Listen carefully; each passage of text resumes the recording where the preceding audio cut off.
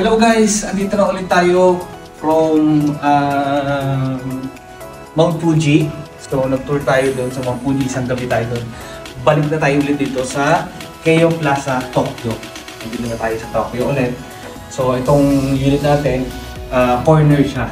So yung ibang gamit natin, binaba na ng bellboy, inakyat na siya dito sa taas kasi alam mo marami tayong mga luggage.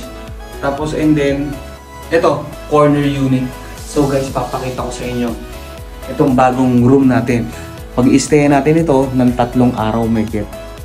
5 nights. 5 nights, sorry guys. 5 nights tayo mag-stay dito. Ito naman is sa East Tower. Yung nag-stay tayo dun sa kabila. South. South Tower to, yung isa is sa kabila pinag-stay natin nung last night is East Tower. So guys, tara. Come on. Oh wow. Ito na yung ating mga maleta. Dinala na nung bellboy. So, kita niyo naman, ngayon ko lang din na to, malaki nga siya. So, malaki siya guys. Ito, di ba? So, meron pa siyang lavatory, makeup, powder room kung tawagin ito. Tapos and then ito yung toilet and bath niya. Yan! Maganda, di ba? Yan. Yan, toilet and bath. Then, drawer, cabinet. Tapos, room. Wow!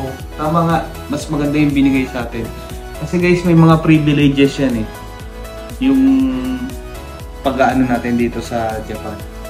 Pag tayo sa hotel, may mga privilege yan. So, binibigay nila yung malalaking kwarto. Yung mga prime room. Yan. So guys, di ba? Malaki. Yan. Napakaganda, napaka-cozy. So, dito, itong ating view. Government office. Beside siya sa gilid niya, yung Shangri-La Hotel. And then, Hilton. Sa kabila, Hilton. Grand Hyatt. Grand Hyatt, yun. Grand Hyatt, Shangri-La Hotel. Tsaka government building. And then, government building tong tapat. Yan. Anyway, napakaganda at napaka-ano. Kita nyo naman. Ang lighting pa lang, panalo na. Di ba? So guys, experience nyo rin yung mga ganitong room. Ganito kang gandang kwarto. So, dito lang to sa Keio Plaza Hotel, Tokyo. Yan, ito guys. Yan. Keio Plaza Hotel. Yan. So, ito yung tower. Yan yung tower. Tapos and then tower ito. South and then East Tower. Yan. Dalawa yan. So, guys, itong Keio Plaza, isa to sa pinakamagandang hotel dito sa Japan. So, meron din siyang mga branch dun sa